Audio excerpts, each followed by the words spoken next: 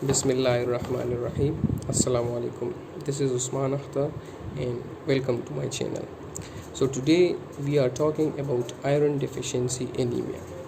So before going into the pathology of any iron deficiency anemia, let me explain a bit the physiology of the iron absorption.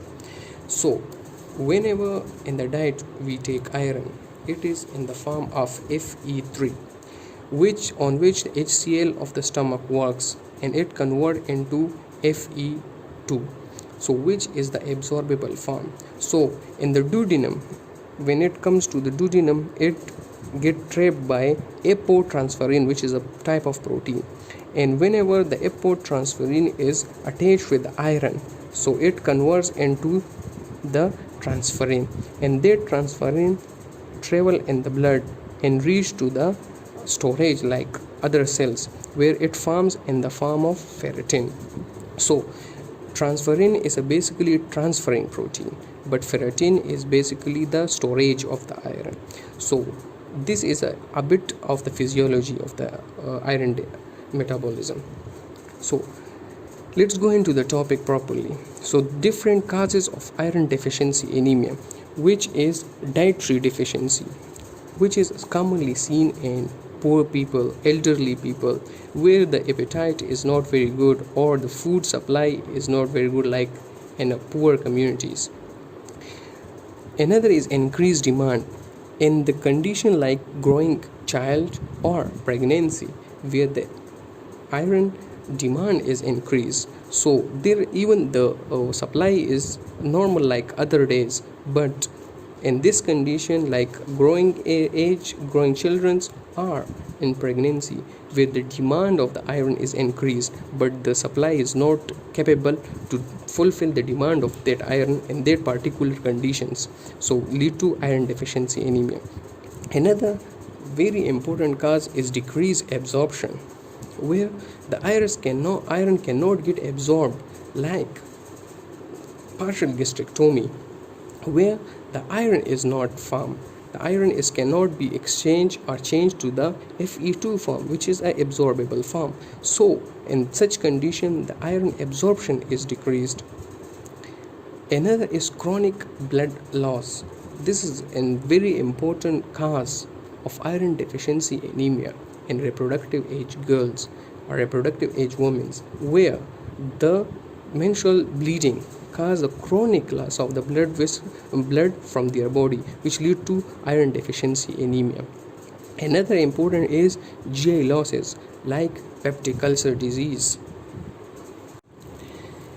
Now in iron deficiency, there is another important concept of sequence of a disease, like whenever there is decreased iron storage in the body, first of all the iron storage will decrease. For example, any cause of iron dietary deficiency or any cause, first it will affect the storage form, like whenever the intake of iron to the blood is decreased, so the ferritin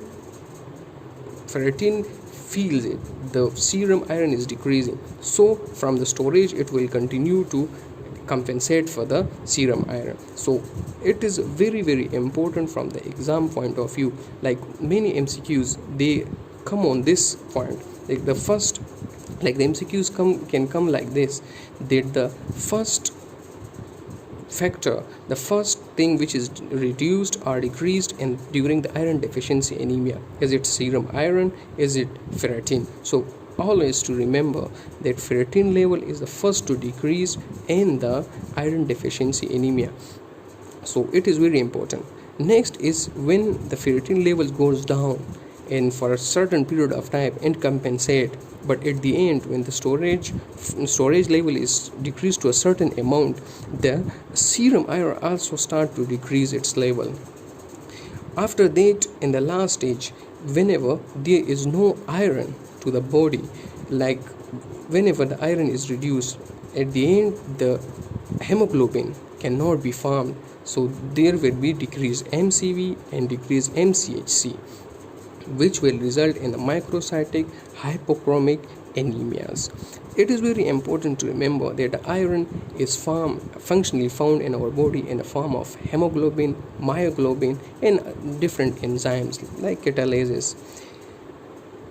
Another important to remember is clinical feature. Few of them are very specific for the iron deficiency anemia. Like so, Plummer-Vinson syndrome consists of oral epithelial atrophy, iron deficiency anemia, and increased risk of carcinomas and esophageal webs. So it is also a part of Plummer-Vinson syndrome. So it is extremely important to remember. Another very important is Spica. It is a habit like child or even the patient of iron deficiency anemia, they start to eating dirty things like mud or lead or pencil nails, like etc. So it is like pica can also cause iron deficiency anemia, and because of iron deficiency patient may develop this pica habit. Now another important, how we will diagnose iron deficiency anemia. Whenever we can do routine tests like CBC, we can do stool examinations, like different we can do.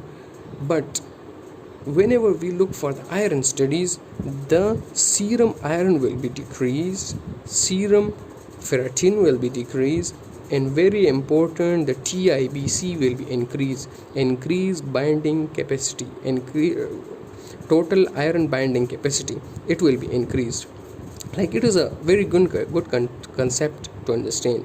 Like whenever there is decreased iron in the body, the total iron binding capacity will be increased, and whenever the iron level is getting to normal or increased, like in hemochromatosis or hemosiderosis, the TIBC will be decreased.